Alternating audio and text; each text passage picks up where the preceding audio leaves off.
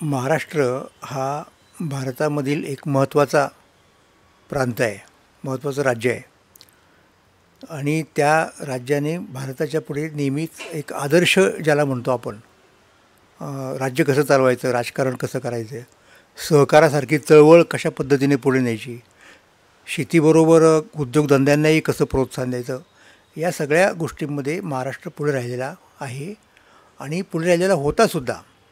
अलीकडच्या काळामध्ये आपल्याला असं दिसतं की कारणं वेगवेगळी असतील, त्याच्यात आपल्याला जायचं कारण नाही, परंतु मुख्य जो म्हणूयात व्यवसाय, मुख्य उत्पादन आपल्या प्रांताचं, सगळ्या उद्योगधंद्यांची भरभराट गृहीत धरूनसुद्धा हे शेतीच राहिलेलं आहे. आणि आपल्याकडे जाती व्यवस्था असल्यामुळे काही जाती या शेतीवरती अवलंबून असणाऱ्या जाती आहेत आणि साहजिकपणे त्यांच्याकडं शिक्षण वगैरे या गोष्टी कमी असणार, व्यापार वगैरे करण्याचाही त्यांचा काही संबंध नसतो. उलट त्यांनीच पिकवलेल्या अन्नधान्याचा व्यापार जेव्हा होतो तेव्हा त्यांनाच गंडा घालण्याची प्रवृत्ती व्यापारी लोकांच्यामध्ये, दलालांच्यामध्ये, आडत्यांच्यामध्ये आपल्याला दिसून येते. आणि गेल्या काही वर्षांमध्ये झालं असं की पिढीगणिक लोकसंख्या वाढत राहिली आणि त्यामुळं जमिनीचं वाटप होत राहिलं आणि त्यामुळं प्रत्येकाच्या वाटेला येणारी जमीन ही कमी झाली, उत्पन्न कमी झालं आपोआप मग त्यामुळं प्रत्येकाचं. आणि मग नोकऱ्या मिळाल्या पाहिजेत, तर नोकऱ्या मिळण्यासाठी काही एक क्वालिफिकेशन लागतं, काही एक प्रशिक्षण लागतं, तर ते कुठनं आणायचं, या सगळ्या गोष्टींच्यामुळं हा समाज जो आहे ना तो दरिद्री झाला. आणि अज्ञानी ज्याला म्हणूयात आपण, सुशिक्षित नसणं हा जो भाग आहे, म्हणजे फुल्यांनी जे सांगितलं कित्येक वर्षांपूर्वी की अविद्या हे सगळ्या रोगांचं, खरं तर सामाजिक रोगांचं कारण आहे, त्या अविद्येने तो पहिल्यापासून ग्रासला होता. परंतु काही काळ का होईना शेतीच्यामुळं त्याला एक काय म्हणत आपण त्याला एक कम्पेन्सेशन म्हणतो आपण, भरपाई म्हणतो, ती होत होती. ते सगळं बंद झालं आणि त्यामुळं साहजिकपणे हा मागासलेला जो समाज होता ना त्याला असं वाटायला लागलं की आपल्याला आरक्षण मिळायला पाहिजे, कारण आरक्षणातून निश्चितपणे काही गोष्टी सवलतीने मिळतात, तुम्हाला प्रवेश मिळू शकतो, शाळा कॉलेजेसमध्ये तुम्हाला नोकऱ्या मिळू शकतात, इत्यादी इत्यादी इत्यादी. आणि म्हणून त्या चळवळीने जोर धरला.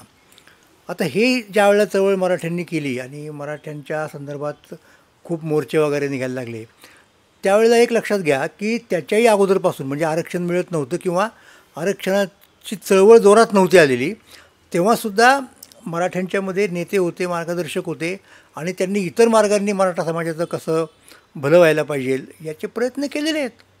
म्हणजे मराठा महासंघ नावाची संस्था होती उदाहरणार्थ, अशा अनेक गोष्टी असतील.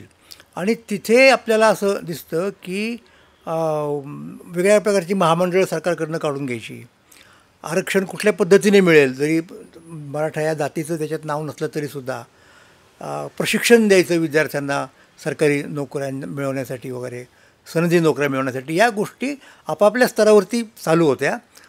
परंतु त्याला चळवळ नाही म्हणता येत या गोष्टींना. आरक्षणाचं कसं झालं की आरक्षणाची चळवळ झाली आणि ही ज्या वेळेला चळवळ झाली त्यावेळेला अनेक लोकांना असं वाटायला लागलं की आरक्षणातून सगळ्यांनाच नोकऱ्या मिळणार आणि मिळाल्या म्हणजे सगळ्यांचे सगळे प्रश्न सुटले. पण असं नसतं, हे लक्षात घ्या. त्याच्याबरोबरीने म्हणजे आता आरक्षणाच्या मध्ये जरी तुम्हाला एक काही नोकऱ्या मिळाची तरतूद झाली तरी त्या नोकऱ्यांसाठी किमान जे हे लागतं, प्रशिक्षण लागतं, क्वालिफिकेशन लागतं, ते कसं मिळणार, ते आपोआप नाही मिळणार ना. तर त्यासाठी काहीतरी ट्रेनिंग मिळायला पाहिजे, त्यासाठी एक अधिकृत अशी शासकीय यंत्रणा राबवता आली पाहिजे, या सगळ्या गोष्टी तिथे होत्या. म्हणून झालं असं की ते सगळं चालू असताना शेतीच्या संदर्भात काहीतरी स्थापन केलं पाहिजे. मग ते पंजाबराव देशमुख मंडळाची स्थापना झाली, आणखीन काय काय अण्णासाहेब पाटील मंडळाची उद्योगांच्यासाठी कर्ज मिळण्यासाठी स्थापना झाली. आणि हे असताना हे काही पुरेसं नाही, परंतु त्याचबरोबर आरक्षणसुद्धा पुरेसं आहे असंही म्हणू शकत नाही आपण. आणि आरक्षणाची चळवळ झाली आणि त्यावेळेला सगळ्यात महत्त्वाचा जर मुद्दा पुढे आला असेल ना की मराठा हा बेसिकली शेतकरी आहे आणि शेतकऱ्यांचे प्रश्न हे बेसिकली लक्षात घ्या, ते जातीचे असतातच, कारण आपल्याकडं जातवारच सगळे व्यवसाय असायचे ना, ते मातीचे प्रश्न आहेत.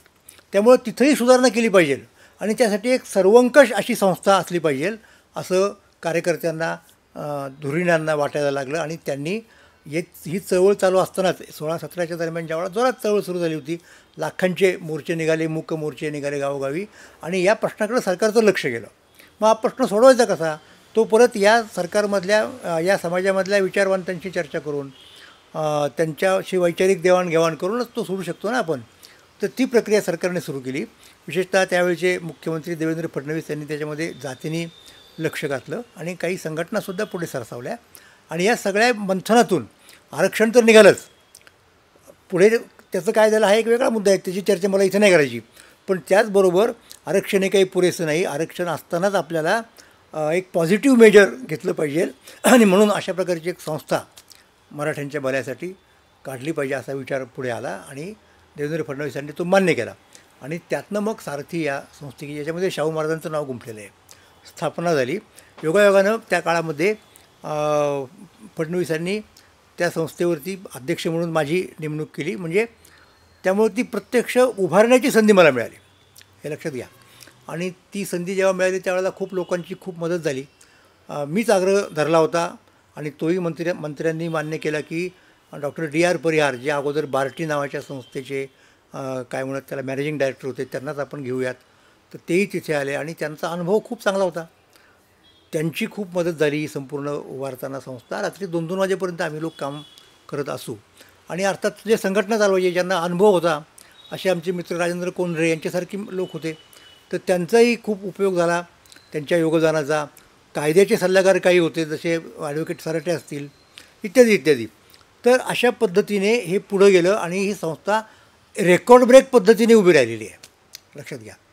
काही लोकांना शंका येत होती की अरे हे काहीतरी चाललेलं आहे की मराठ्यांच्या डोळ्यात काय धुळबिळ फेकतात की काय. असं अजिबात नव्हतं. प्रामाणिकपणाने सरकारचे प्रयत्न होते आणि त्याची खूप फळं, म्हणजे 1 वर्ष पूर्ण व्हायच्या आतच संस्थेने तयार केलेली मुलं त्यांना केंद्रामध्ये सनदी अधिकाऱ्यांच्या परीक्षेत, म्हणजे UPSCमध्ये पास झाले. MPSCमध्ये तर होतच असायचे, तिथेही त्यांचा टक्का वाढला आणि त्यामुळं मराठ्यांना आरक्षण असो किंवा नसो, लोक तिथे प्रत्यक्ष जातात वरच्या पदावरती, असं दिसून आलं.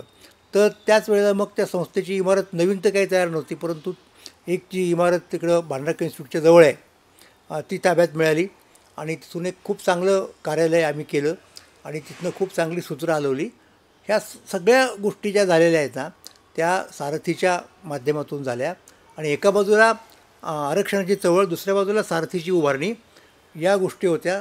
समाजाचं त्या दोन्ही गोष्टींच्यावरती प्रचंड लक्ष होतं. काहींना संशयही असायचा, ते संशय फेडून घेण्यासाठी तिथे यायचे. परिहार साहेबांसारखे लोक तिथे कायम तिथे असायचे, सगळ्या गोष्टी त्यांना सांगायला, मार्गदर्शन करायला. इतकंच नव्हे तर संघटनेची सुद्धा मंडळी सतत तिथे यायची.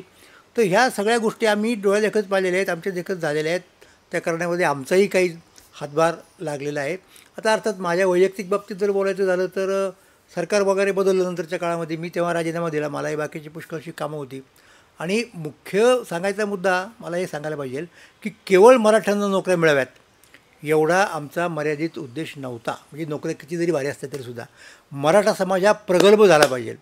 मराठा समाजामध्ये नेतृत्वाची परंपरा फार पूर्वीच्या काळापासून आहे, परंतु अलीकडच्या काळात नेतृत्वाला वेगळे प्रकारचे गुण लागतात, लक्षात घ्या. ते एक शास्त्र झालेलं आहे.